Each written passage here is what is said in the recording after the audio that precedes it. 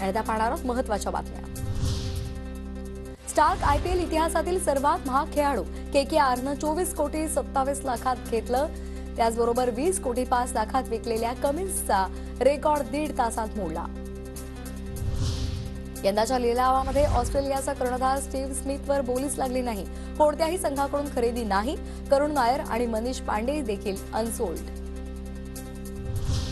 यंदाच्या आयपीएलसाठी न्यूझीलंडच्या डॅरेल मिशेलला चेन्नईकडून 14 कोटींची बोली, तर हर्षल पटेलला पंजाबकडून 11 कोटी 75 लाख रुपयांची बोली। लिलावामध्ये 214 भारतीयांसह 119 परदेशी खेळाडूंचा समावेश। दाऊद 1000% फिट, विषबाधा झाल्याच्या अफवा, छोटा शकीलची माहिती। दाऊदवर विषबाधा झाल्याच्या बातम्यांमध्ये तथ्य नाही, छोटा शकीलचा दावा।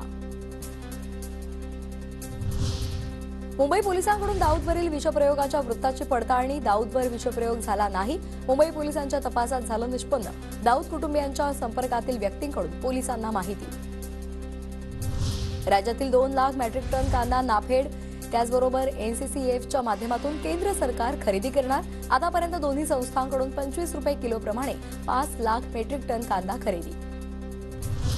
लोकसभेच्या मुंबईमधील 6 जागांसह एकूण 12 जागा प्राधान्यानं लढवाव्यात, मनसे नेत्यांची राज ठाकरेंना विनंती।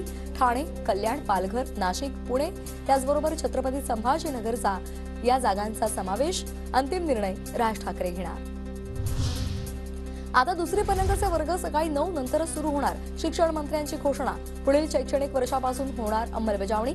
मुलांची झोप पूर्ण व्हावी यासाठी राज्यपालांनी सूचना केली होती। First junior KG, senior KG म्हणजे लोअर केजी, अप्पर केजी आणि त्याच्यानंतर फर्स्ट आणि सेकंड, पहिली आणि दुसरी।